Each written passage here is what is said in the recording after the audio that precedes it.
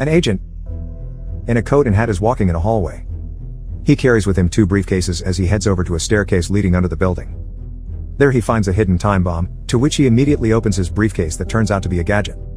The agent carefully disarms the bomb but is interrupted by the presence of another person in the area. The agent pulls his gun and looks for the enemy. Suddenly, the enemy takes him by surprise and lands a shot at the agent. The agent retaliates, but the time bomb is about to explode, so he immediately drops his guard and puts the bomb in the gadget. But just before he could conceal it, the bomb explodes, burning the man's face and knocking him back. The burned agent screams in agony and tries to reach for his other case. The other person finally shows himself to the burning man, but, instead, he helps him reach the other case.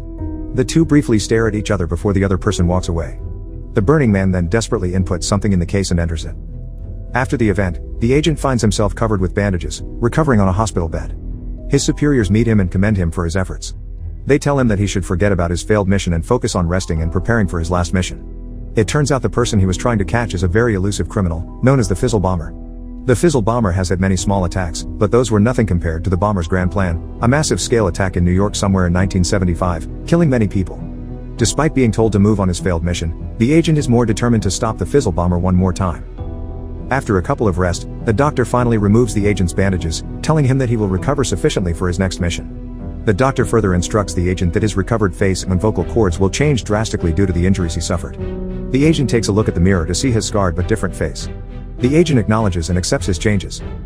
7 years of rest later, the man's face has finally fully healed. He takes his voice recorder and starts recording his experiences. He explains that he is finally about to deploy for his next and final mission. He further explains the importance of his mission and how it will get them closer to their final destination. While the agent prepares, his superiors give him his weapons and remind him of the rules. They tell him that if he diverts from his mission, it will result in death by lethal injection.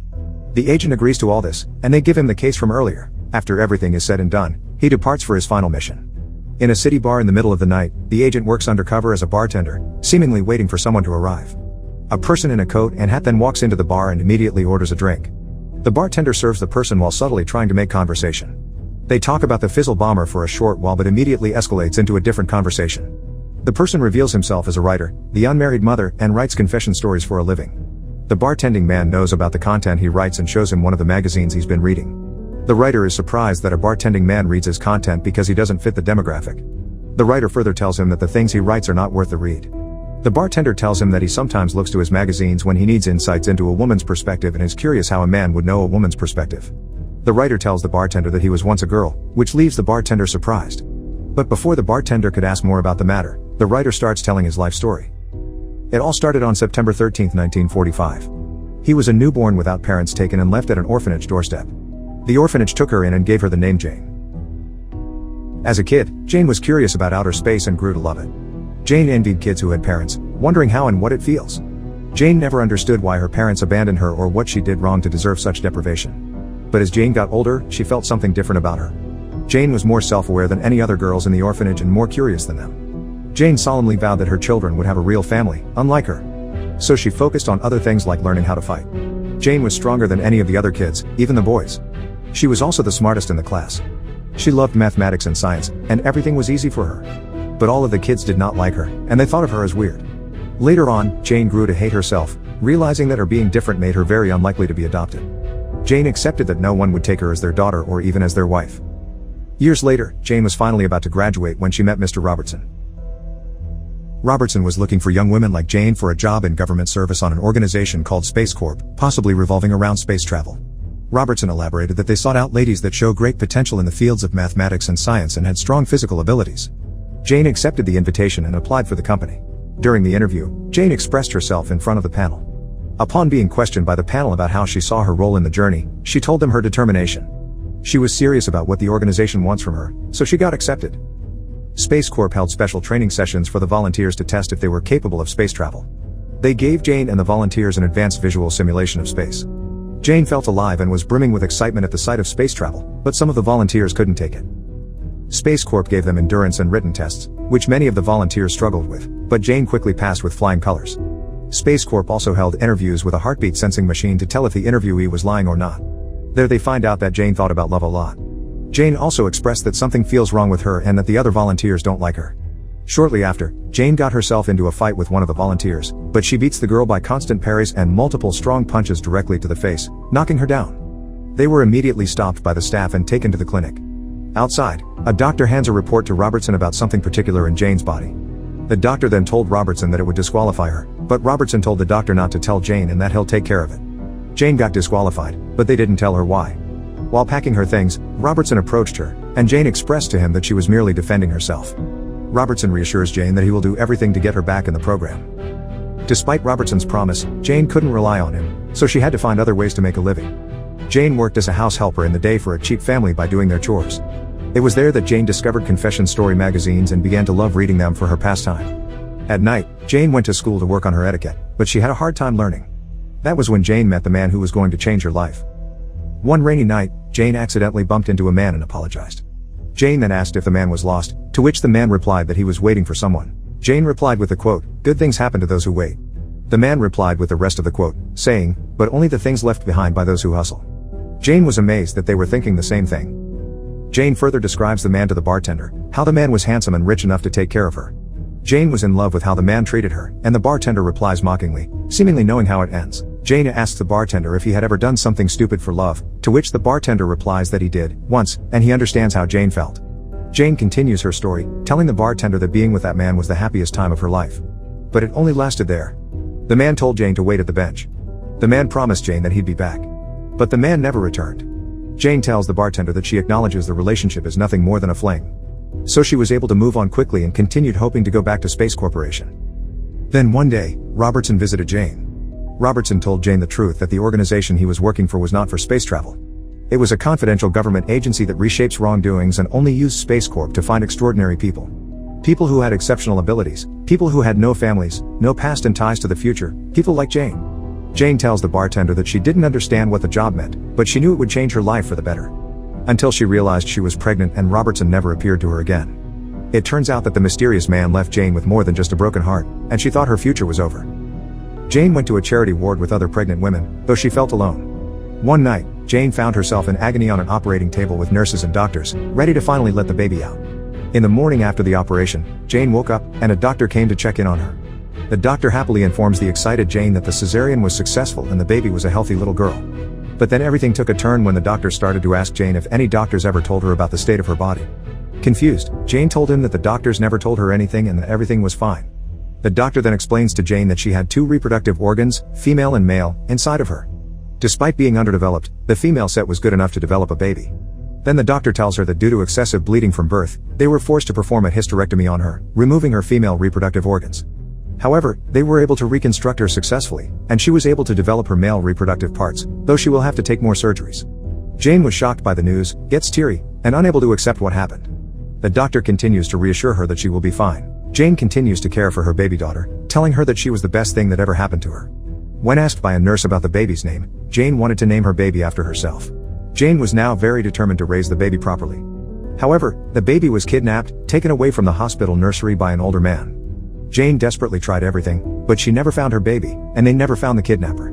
Then there was her other problem. Jane had to undergo 3 major operations and spent 11 months in the hospital to reshape her into a man. Everything made her feel broken, as she was losing herself in the process. 11 months later, Jane looked in the mirror and saw her new self, finally accepting that the girl he once was, is truly gone. Jane tells the bartender that every time he looked at the mirror, it reminded him of the person that ruined his life.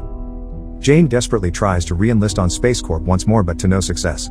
They knew about his story and marked him unfit for space travel, nailing the coffin to her desired future. So Jane changed his name and moved to New York to get on with his life.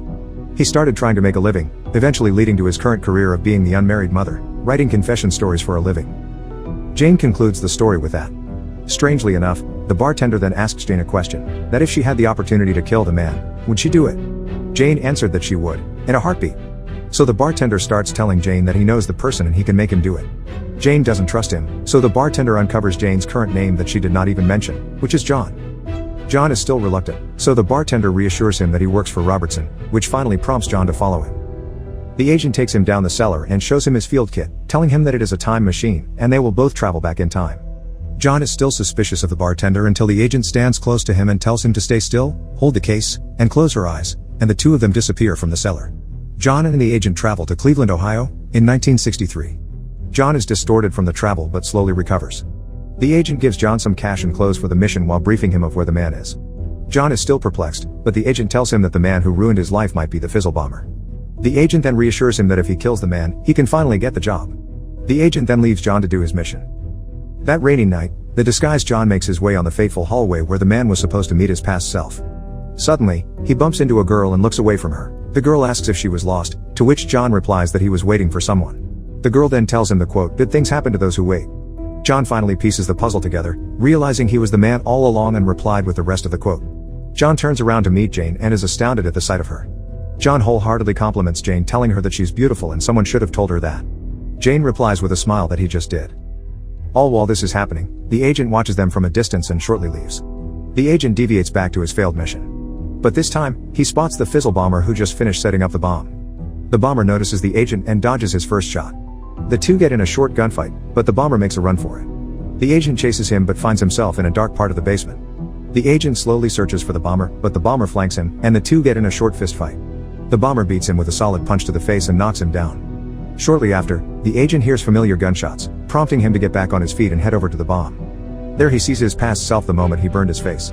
The agent approaches the agonizing former him and helps him reach his field kit, and the two gaze at each other briefly.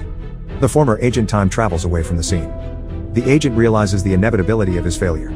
He then picks up a part of the bomb, takes it with him, and time travels away. The agent jumps to 1964 and takes out his anger. He cleans, recollects, and reminds himself of the next part of his mission while recording everything. Back in 1963, John and Jane go out for coffee. Jane starts the conversation by telling John that she isn't a friendly person. John knows this very well, so he frankly tells Jane the reason why. Jane is amazed at how similar they view other people, that they feel more superior to others. Jane asks John what makes him feel superior to other people.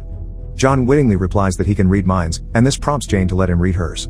John begins to tell her the truth about herself, her struggles, and her thoughts about love. Jane denies this at first but slowly starts falling for John. John then sympathizes with how Jane's life has been and tells her how he relates a lot to how she feels. The two continue to enjoy conversing with one another and eventually made out. The agent is now in a hospital hallway when Robertson appears to meet him. The agent gives Robertson the piece of the bomb, to which he realizes that the agent made an illegal jump. Robertson, however, tolerates this, saying that agents without the regulations could save more lives. The agent expresses his hesitation about the next task, saying that Jane will endure so much pain because of what he's about to do. Robertson explains why the agent has to accomplish his mission, to preserve the existence of an agent created by a predestination paradox, a person with no ancestry and history, like John. Robertson reassures the agent that he's doing the right thing and leaves. The nurse then exits the ward, and the agent proceeds to take Jane's baby. The agent takes the baby to his place and prepares the baby for time travel. The agent inputs the date, September 13, 1945, and carefully takes the baby with him and travels. The agent changes his clothes and takes the baby to the orphanage doorstep, where it all started. The agent wishes the baby well, calling her both of the names John and Jane. The agent then phones the orphanage to notify them of the baby at the doorstep, completing the cycle. The agent returns to Cleveland, Ohio 1963, and sees John and Jane at the bench from a distance. John notices the agent, so he tells Jane to wait for him and makes his way to the agent. Feeling very deceived, John pulls out his gun towards the agent. The agent understands his pain but still tells him that everything was inevitable.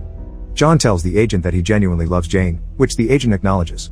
The agent then makes everything finally clear to John, who Jane is supposed to become, who she is now, and who the agent is. John is speechless after finally making sense of everything, so the agent reassures him that everything is proceeding correctly. John looks at Jane one more time, not wanting to leave her, but finally accepts what has to happen. The agent takes John to the headquarters and tells him that he will finally lead a good life from there. John gets exhausted from the jump, so the nurses take him for recovery. The agent and Robertson speak outside. Robertson explains that for John to become the person who will prevent crimes, he had to endure his entire life first. The agent still worries about the Fizzle Bomber running amok. To this, Robertson tells him that the Fizzle Bomber helped the agency become stronger. The agent is surprised at this remark. Robertson then hands him the timer and new leads against the Fizzle Bomber. Robertson then instructs the agent that after he reaches his final destination, his field kit will decommission as per regulation.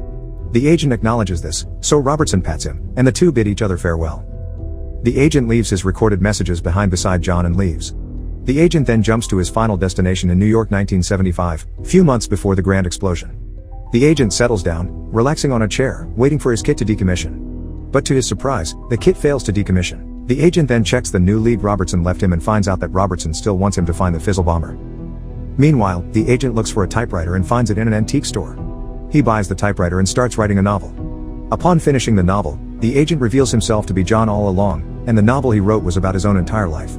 Shortly after, John begins connecting the dots and clues about the Fizzle Bomber and comes to a horrible conclusion. He then picks up his gun and makes his way.